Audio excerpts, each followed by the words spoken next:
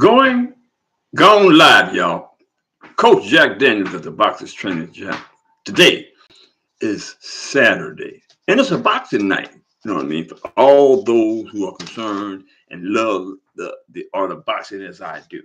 We have boxing tonight with the main event being Christian Mbilli versus Sergiy Derevyanchenko. Derevyanchenko, right? That's the main event.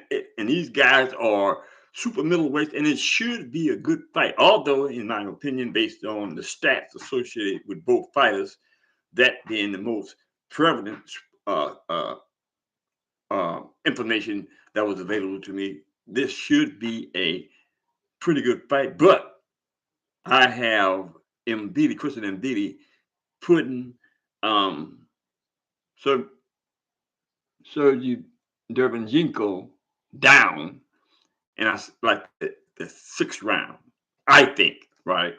And I say this because, from all indications, Christian Mbilli, which I might add, hasn't been getting any relevant accolades in regard to his stats. And I think I need to refer to his stats because his stats are his stats are consistent with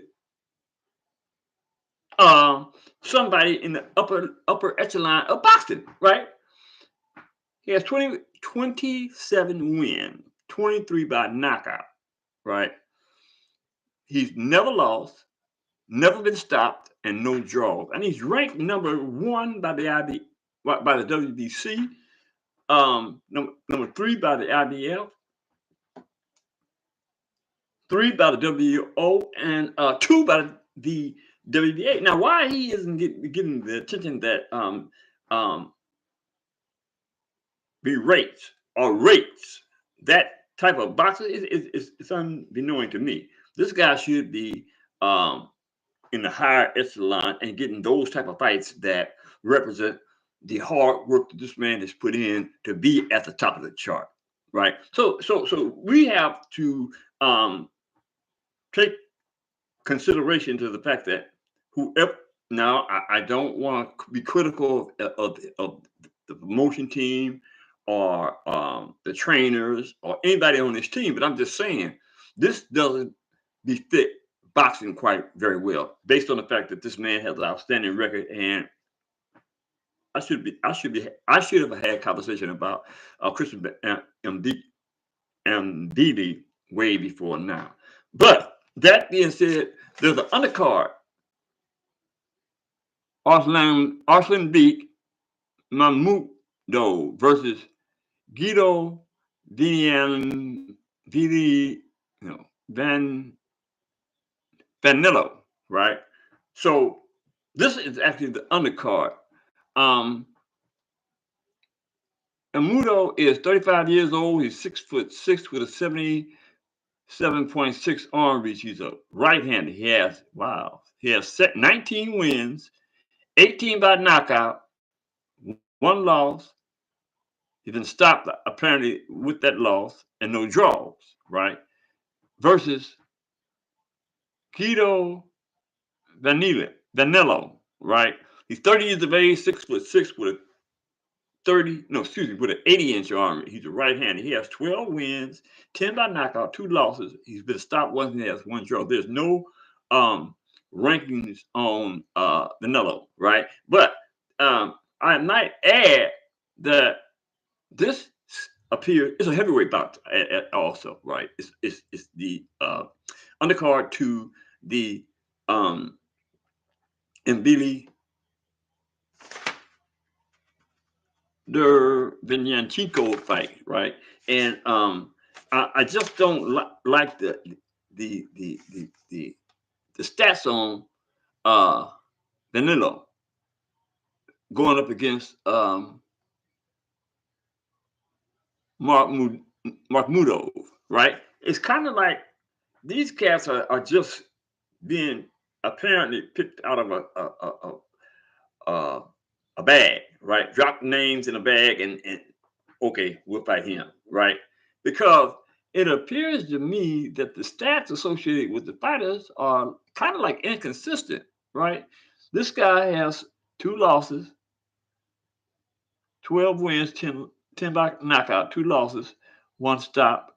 And the other and Momandov has 19 wins, 18 by knockout, 1 loss, 1 stop. He's been stopped apparently once also. Right. But the thing was kind of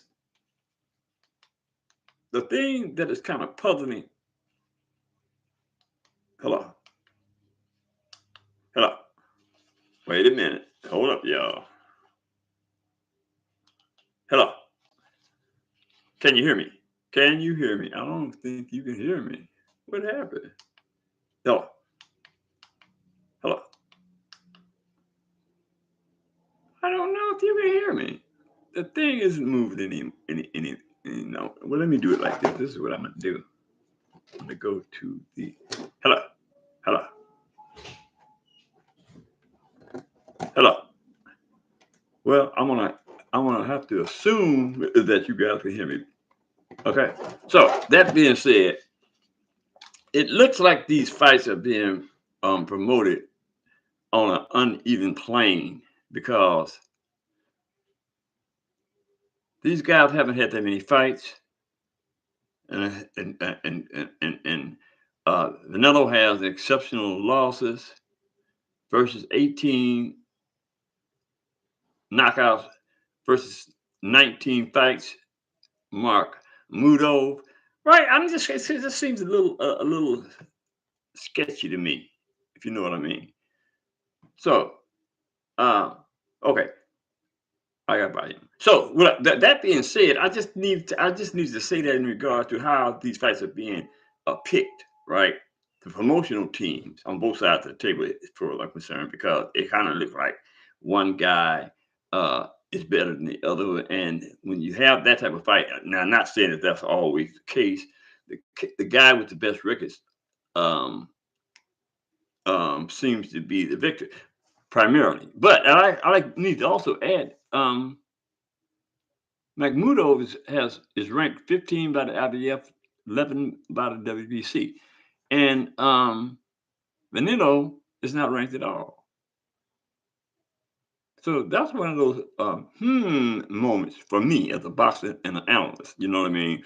I think that in order to get the visibility necessary to go up the chart ladder up to the next level, right? You have to have uh, the best fighters available to you, in my opinion. I mean, that's where it was when I was coming up, right? We just wouldn't go to a fight just because people would fight, although a lot of people do, because, I think, as I've said this numerous times before, we have a barbaric mentality. We just want to see somebody get knocked upside their head and some blood drawn, right? I mean, that's just a way of boxing in a general scheme of things. As the way we think as human beings, right? We just want to see somebody get clobbered, right? No disrespect intended to the sport of boxing, but the fact remains the same. We have a barbaric mentality, right? The same thing that kind of applies to the uh, the warmongers, the countries that constantly create chaos and want to go to war and just kill up everything, right? Specifically referring at this juncture to 2 countries, actually. One, Russia. 2, Israel. Now I know there's a lot of people out there going to say, "Oh, he's talking about." Am up under the banner of truth telling, right? I'm going to tell the truth. Bruce Gas, Boxing, Jazz, and more. Yes, sir. Shout out to Bruce Gas, Boxing, Jazz, and more. Love the name. Love the name. But as I was saying, right, these countries are like a lot of the thinking that we as human beings have for human nature, right? Like, again, Israel and Russia are um, are basically just slaughtering a bunch of people in the name of some type of retaliation, or in Russia's sense, right? They believe that the country that they are trying to uh, um, take, right, Ukraine, is a part of Russia. Now, I haven't did the historical preview on that notion, but the fact of the matter is that every human being has the right to defend the integrity of what he believes in, especially when it comes to a country. And if that country, Ukraine, believes that um, Russia is imposing on it, then they have the right to defend themselves. So, as to Israeli, right now, they kind of like have a different set of circumstances, right? Because they allegedly, now I actually don't know the on hand truth of the matter asserted by Israel in that they were attacked by uh, what was that? Is that they were attacked by? They say, because I can't remember the correct name. They say by a uh, uh, a negative entity, right? Where these were terrorists. Hamas. Thank you very much for remembering that. Hamas. They say that they have been attacked by Hamas. Okay, and I think there's some validity to that, but the fact remains the same. Okay, if you think that Hamas attacked a certain element of your country, take it out on the people that attacked you specifically, right?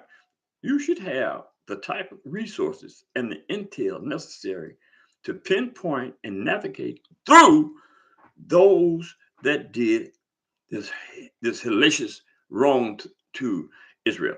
Not the whole country, not the civilian population, not those that have nothing to do with the onslaught that you are providing to that part of the country. Now, I could go into details in regards to the particulars, but I'm not going to do that because this is a boxing channel. I want to stay boxing. But I just brought that up because of the way that we as human beings think. There's just a lot of negative things that I believe that we as human beings think about one another because of it's just it's a horrendous amount of things that we think that put us in a position where that we're going to continue to fight one another. Now, I'm not going to be a part of that, me personally, because I have grown up from out of the darkness into the light. You know what I mean? So therefore, I'm going to keep my boxing in the ring.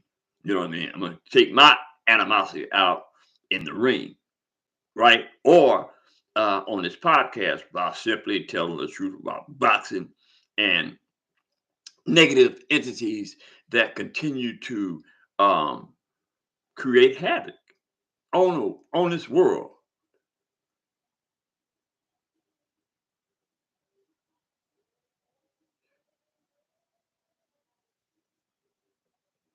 I think that Daniel, shout out to Daniel for the question, right? I think that actually Volachek got robbed. That's what I think, right?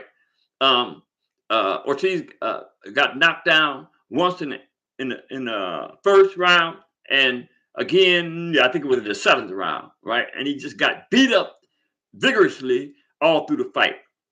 And I just can't. No, but I will say this. I did say while I was reviewing the fight because I did do commentary on that particular fight on that particular night, right? So you could go back and get the record on what I said. I said that I believe that a politics was going to play a major part in this fight, and that they would give it to uh, Ortiz, right? And that's per se what happened, Daniel. You know, this was politics at its finest in boxing. Corrupt as it may seem, this is what boxing entails when it comes to the win-loss ratio and who deserves to win, even though they lose. Uh, that's just a part of boxing, and I hate that, but it is what it is. That being said, hit the subscription button, hit the like button. There's a bell icon you can get for notification. Hit that as well. Drop a comment in the comment section and tell me what you think about the chaos and corruptness in boxing. And share this video with your friends and relatives to help me promote my channel so I can keep doing without. I love this. I love this. That being said, see you later on this evening during the Mbilli